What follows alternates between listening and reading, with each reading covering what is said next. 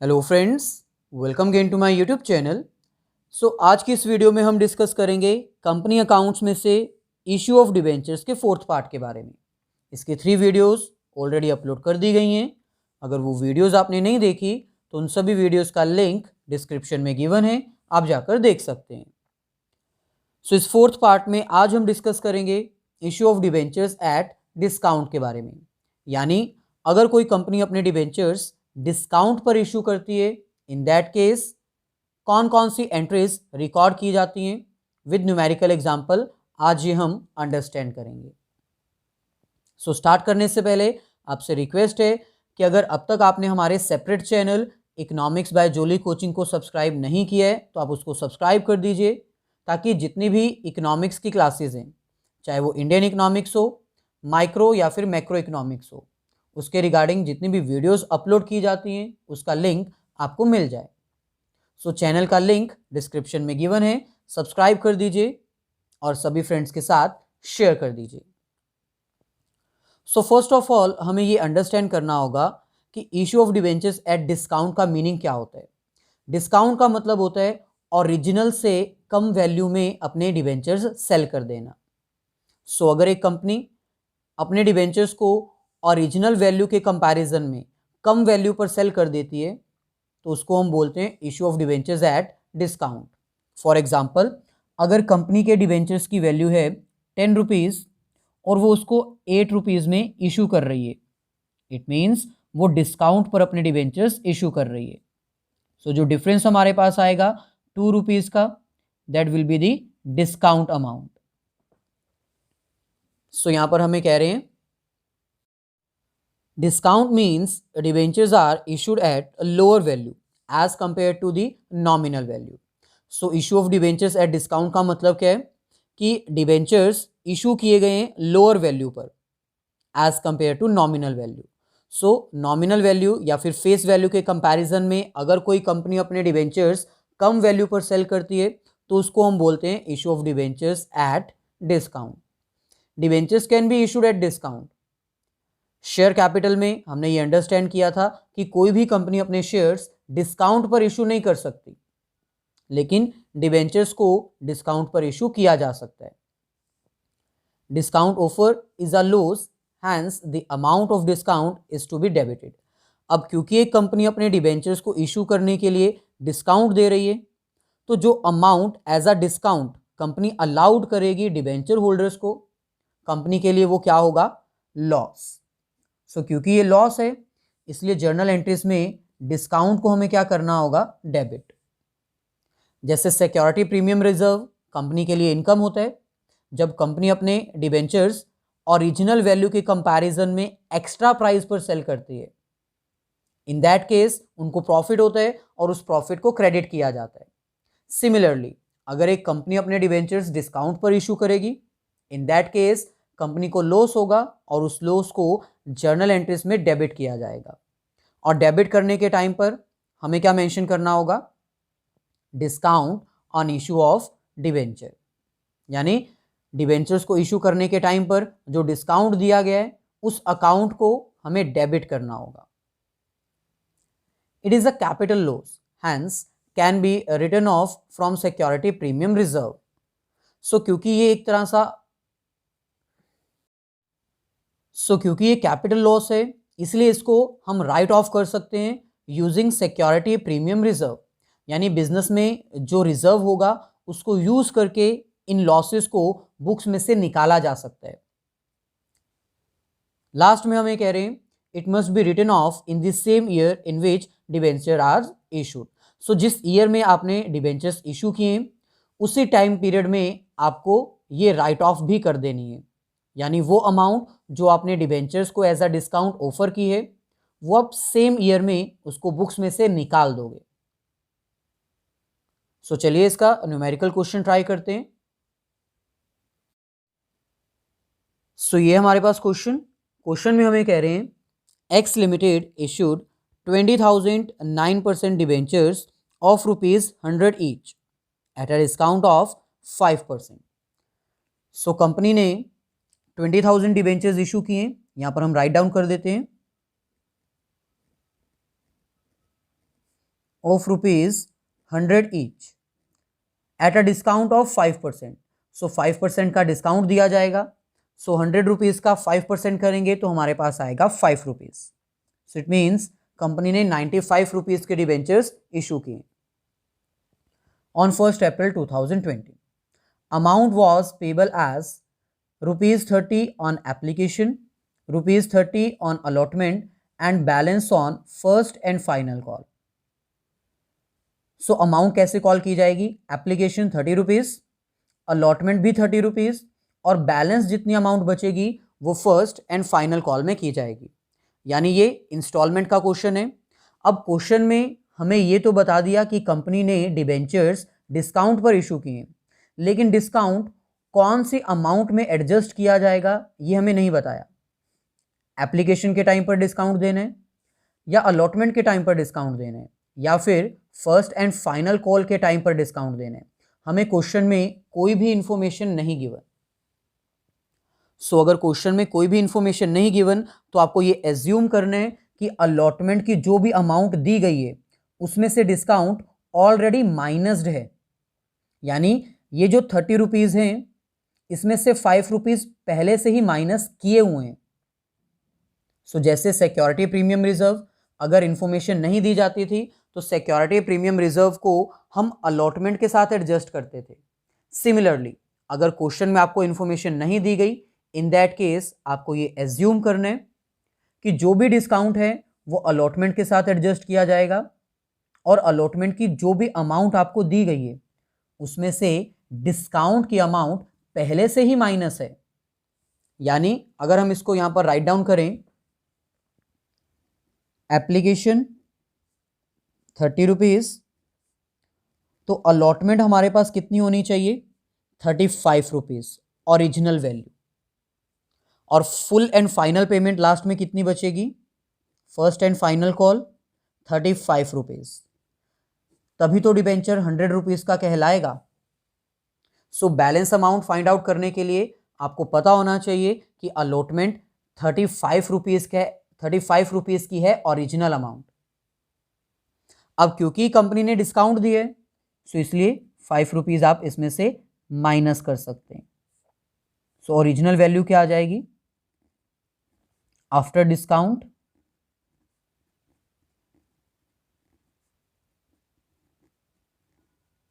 95। So it means अगर हमें information नहीं गिवन होगी तो हमें डिस्काउंट अलॉटमेंट के साथ ही एडजस्ट करना है। सो नेक्स्ट हमें क्वेश्चन में कह रहे हैं the debentures are redeemable after 5 years. यानी ये जो डिबेंचर्स हैं वो रिडीमेबल डिबेंचर्स हैं और इनकी पेमेंट 5 ईयर्स के बाद की जाएगी। यानी ये लॉन्ग टर्म के डिबेंचर्स हैं। Pass journal entries for issue of debentures and write off discount on issue of debentures. So हमें डिबेंचर्स को इशू करने के रिगार्डिंग जर्नल एंट्री पास करनी है और जो डिस्काउंट दिया गया है उसको भी हमें बुक्स में से राइट ऑफ करना है। सो राइट ऑफ करने के लिए हमारे पास सिक्योरिटी प्रीमियम रिजर्व होना चाहिए। सो ये हमारे पास डिफरेंट केसेस दिए गए हैं जिसके अकॉर्डिंग हमें राइट ऑफ की एंट्री पास करनी है। सो सबसे पहले हमें डिबेंचर्स को इशू करना है, देन उसके बाद राइट ऑफ डिस्काउंट करने की एंट्री हम पास करेंगे। सो ये हमारे पास फॉर्मेट। फर्स्ट ऑफ ऑल हमें यहां पर हेडिंग मेंशन करनी है।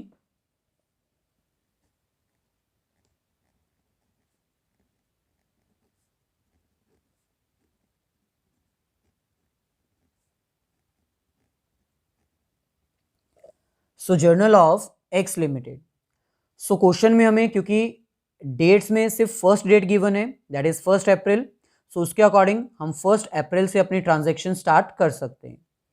सो 1 अप्रैल जब कंपनी ने अपने डिबेंचर्स इशू किए थे,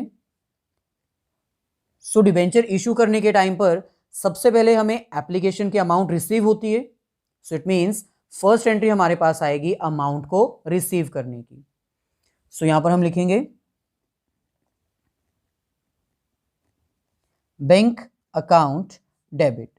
अब क्योंकि अमाउंट हमें रिसीव हो रही है, बैंक हमारी एसेट है, एसेट इंक्रीज हो रही है, इसलिए बैंक को हम कर देंगे डेबिट। 20,000 डिबेंचर्स इशू किए गए हैं और एप्लीकेशन है 30 रुपीज़ की। सो ये हमारे पास आएगा 6 लाख। सो 6 लाख हमें रिसीव हो रहे हैं डिबेंचर एप्लीकेशंस के against.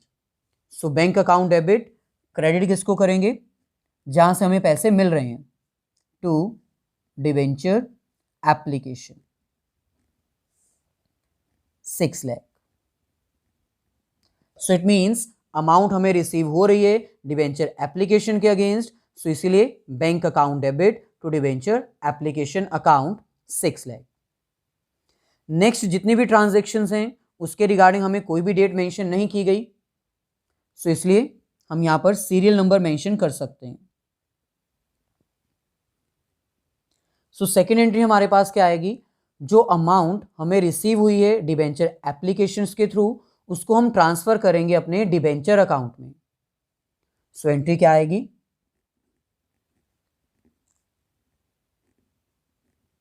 Debenture application account debit to 9% debenture account, यानी जो अमाउंट हमें रिसीव हुई है डिबेंचर एप्लीकेशन के अगेंस्ट उस अमाउंट को हम ट्रांसफर करेंगे 9% डिबेंचर अकाउंट में, दैट इज 6 लाख।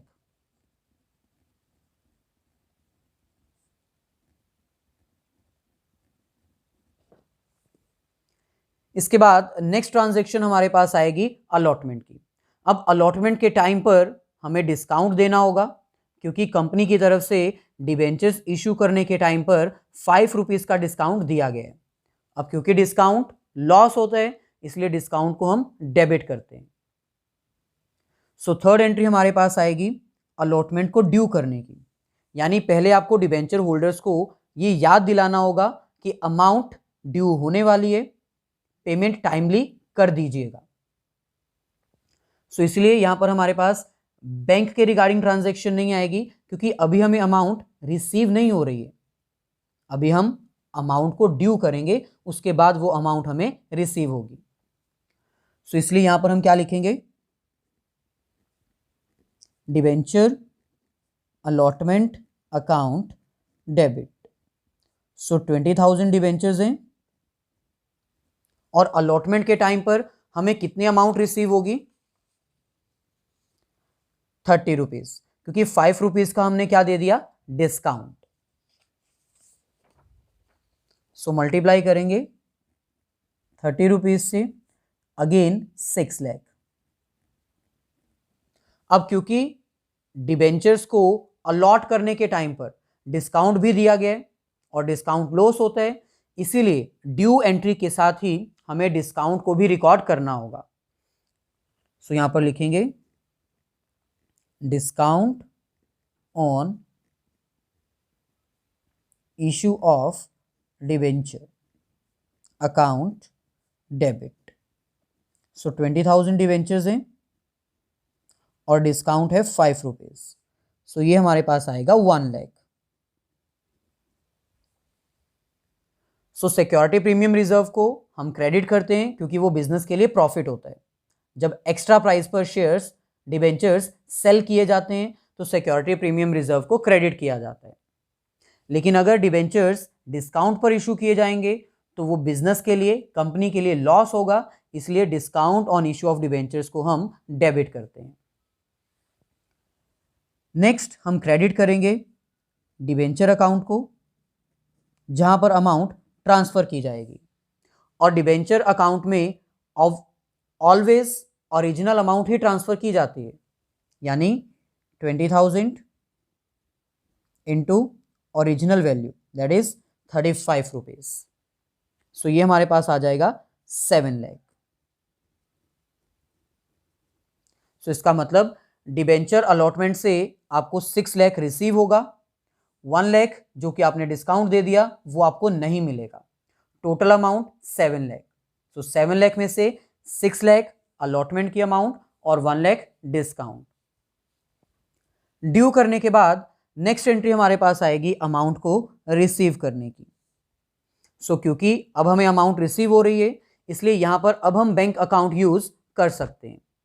ये ड्यू करने की एंट्री है जहां पर हम क्या एज्यूम कर रहे हैं, डिबेंचर अलॉटमेंट से 6 लाख रिसीव होगा तो हम उसको ट्रांसफर करेंगे डिबेंचर अकाउंट में। सो अब क्योंकि हमें रिसीव हो रहे हैं, सो बैंक के थ्रू रिसीव होगा, बैंक एसेट है, एसेट इंक्रीज हो रही है, सो डेबिट कर देंगे। अमाउंट 6 लाख, क्योंकि 6 लाख ही हमें रिसीव होगी, 5 रुपीज तो हमने डिस्काउंट दे दिया, सो यहां पर मेंशन करेंगे 6 लाख। सो ये जो अमाउंट आपको रिसीव हुई है वो अलॉटमेंट के थ्रू रिसीव हुई है, सो इसलिए यहां पर हम क्या लिखेंगे, to debenture allotment 6 lakh.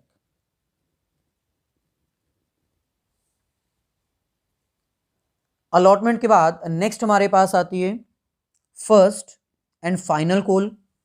First and final call को सबसे पहले हम ड्यू करेंगे, देन उसके बाद रिसीव करेंगे। सो ड्यू करना मतलब डिवेंचर होल्डर्स को रिमाइंड करवाना कि अमाउंट पे करने के लिए रेडी रहिएगा, डेट आने वाली है। सो यहां पर क्योंकि अभी अमाउंट हमें रिसीव नहीं हो रही, इसलिए बैंक अकाउंट हम यूज नहीं करेंगे। सो यहां पर हम लिखेंगे debenture first and final call account debit. So 20,000 debentures हैं, 35 रुपीज की फाइनल कॉल है, ये हमारे पास आएगा 7 लाख।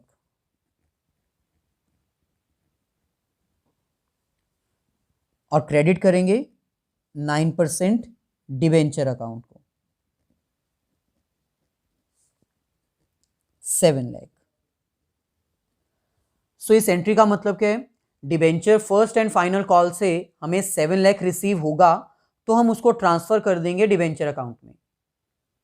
अभी रिसीव हुआ नहीं है, ये सिर्फ ड्यू करने की एंट्री है, जो हमें क्या शो कर रही है कि debenture first and final call से जो 7 लाख हमें रिसीव होगा उसको हम डिवेंचर अकाउंट में ट्रांसफर कर देंगे। अब ड्यू करने के बाद फाइनली अमाउंट हमें रिसीव हो जाएगी। सो नेक्स्ट एंट्री हमारे पास क्या आएगी,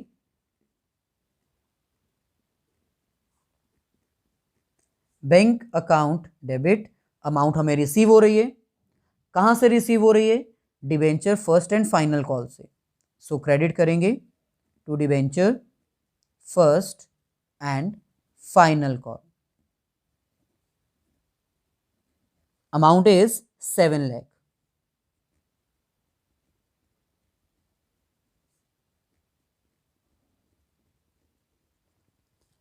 सो ये थी हमारे पास journal entries for the issue of debentures, जिसमें हमने अंडरस्टैंड किया कि discount at the time of debentures अगर दिया जाता है तो वो हमें डेबिट करना होता है, ड्यू एंट्री के साथ डेबिट करना होता है, यानी जब ड्यू एंट्री पास की जाती है उसके साथ ही हमें डिस्काउंट को भी मेंशन करना होता है। फर्दर अब हमें अंडरस्टैंड करना है कि इस डिस्काउंट को सेम ईयर में राइट ऑफ करने के लिए क्या एंट्री पास की जाएगी। सो फर्दर प्रोसीड करने से पहले अगर अब तक आपने वीडियो को लाइक नहीं किया है तो पहले लाइक कर दीजिए और अपने सभी फ्रेंड्स के साथ इसको शेयर कर दीजिए। हमारे separate channel economics by Julie coaching को भी सब्सक्राइब कर लीजिए, ताकि जितनी भी वीडियोस वहां पर क्रिएट की जाती हैं इंडियन इकोनॉमिक्स, मैक्रो और माइक्रो इकोनॉमिक्स के रिगार्डिंग, उसका लिंक आपको मिल जाए।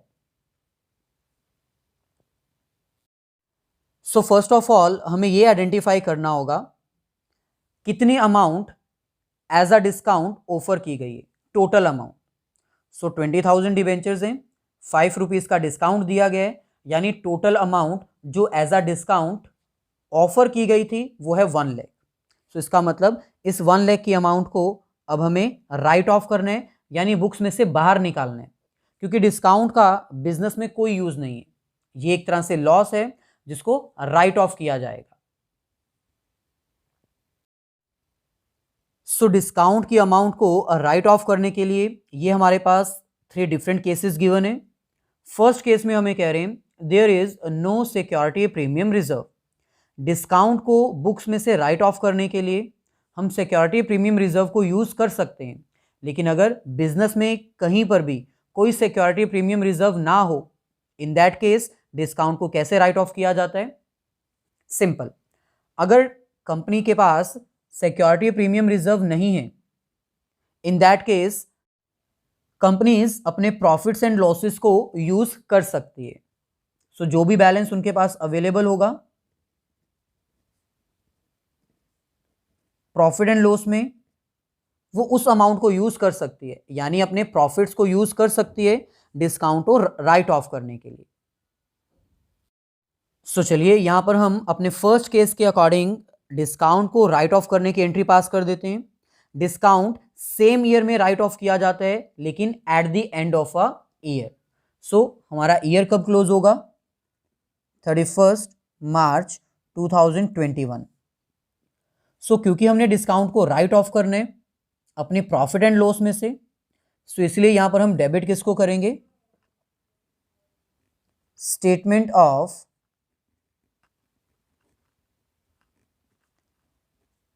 Profit and loss account debit. So क्योंकि डिस्काउंट बिजनेस के लिए लॉस होता है, सो इसलिए उस लॉस को राइट ऑफ करने के लिए हमें अपनी प्रॉफिट एंड लॉसेस को डिडक्ट करना होगा, यानी प्रॉफिट्स में से ये अमाउंट माइनस करनी होगी जो हमने डिस्काउंट में दे दी, that is 1 lakh. So profit में से हम 1 लाख डिडक्ट कर देंगे क्योंकि जो डिस्काउंट हमने दिया है अब हम उसको राइट ऑफ कर रहे हैं।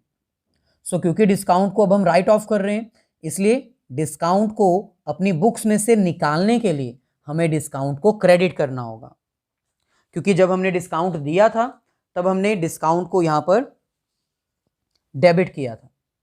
अब क्योंकि ये डिस्काउंट हम अपनी बुक्स में से निकाल रहे हैं, सो इसलिए डिस्काउंट को अब हमें क्या करना होगा? क्रेडिट। तो यहां पर लिखेंगे to discount on issue of debentures, that is 1 lakh. So it means अगर कंपनी के पास सिक्योरिटी प्रीमियम रिजर्व नहीं है, इन दैट केस वो अपने अवेलेबल प्रॉफिट्स में से अमाउंट यूज कर सकती है डिस्काउंट को राइट ऑफ करने के लिए। सिमिलरली सेकेंड केस हमारे पास आता है ₹1 lakh security premium reserve is available. अगर बिजनेस के पास सिक्योरिटी प्रीमियम रिजर्व अवेलेबल है और वो सफिशिएंट अमाउंट में अवेलेबल है, इन दैट केस वो सिक्योरिटी प्रीमियम रिजर्व को यूज कर सकते हैं और प्रायोरिटी सिक्योरिटी प्रीमियम रिजर्व को ही दी जाती है। सो क्योंकि अब सेकंड केस में सिक्योरिटी प्रीमियम रिजर्व गिवन है, सो सेकंड केस में क्या एंट्री पास की जाएगी? 31 मार्च 2020, 1 लाख डिस्काउंट हमने राइट ऑफ करना है और सिक्योरिटी प्रीमियम रिजर्व भी हमारे पास 1 लाख अवेलेबल है। सो हम यहां पर statement of profit and loss की बजाय क्या लिखेंगे? Security premium reserve account debit. Write off करना है डिस्काउंट, इसलिए डिस्काउंट को क्या करेंगे? Credit to discount on issue of debentures 1 lakh.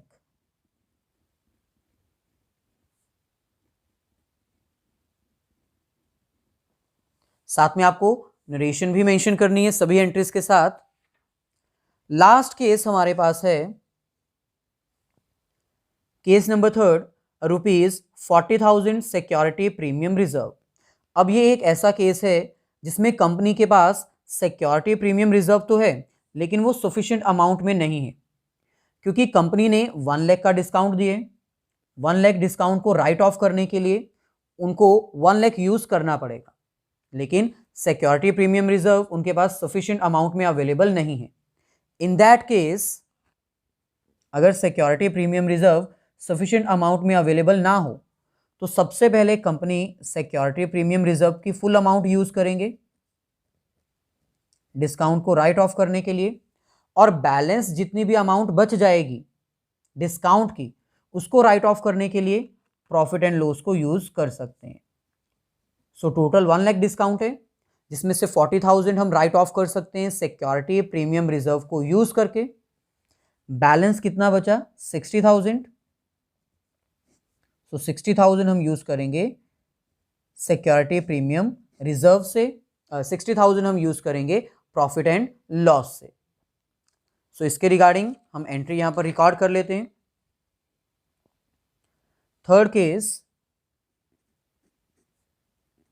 31 मार्च 2021। सबसे पहले हम यूज करेंगे सिक्योरिटी प्रीमियम रिजर्व। सो security premium reserve account debit, जितना बैलेंस अवेलेबल है वो कंप्लीट यूज कर लिया जाएगा, और बैलेंस जो डिस्काउंट की अमाउंट बचेगी उसके लिए हम क्या लिखेंगे, statement of profit and loss account debit, that is 60,000, और यहां पर क्रेडिट कर देंगे डिस्काउंट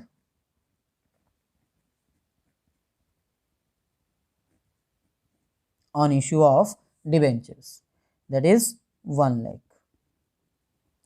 सो ये थी हमारी आज की वीडियो। अगर वीडियो अच्छी लगी है तो प्लीज मेरी वीडियोस को लाइक कर दीजिए, अपने सभी फ्रेंड्स के साथ शेयर कर दीजिए।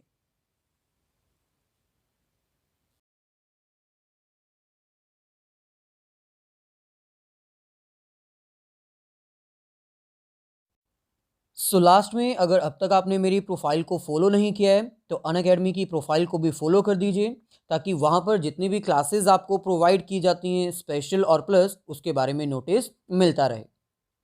अनअकैडमी आपको लाइव क्लासेस प्रोवाइड करते हैं, वीकली क्विज कंडक्ट किए जाते हैं, सब्जेक्ट वाइज आपका सारा सिलेबस कवर किया जाता है। सो ऐप डाउनलोड कर लीजिए ताकि जितनी भी क्लासेस वहाँ पर कंडक्ट की जाती हैं उसके बारे में आपको पता चल जाए। सो 11th क्लास के प्लस सब्सक्रिप्शन आप परचेज कर सकते हो, और एट दैट टाइम आप कोड यूज़ कर सकते हो जॉली10। आपके सामने सारे प्राइजेस अवेलेबल हैं, आप अपनी रिक्वायरमेंट के अकॉर्डिंग प्लान परचेज कर सकते हैं। सिमिलरली क्लास 12th के लिए भी ये डिफरेंट प्लान्स अवेलेबल हैं। फॉर प्लस सब्सक्रिप्शन आप कोड यूज़ कर लीजिएगा जॉली10, देन आपको 10% डिस्काउंट मिल जाएगा।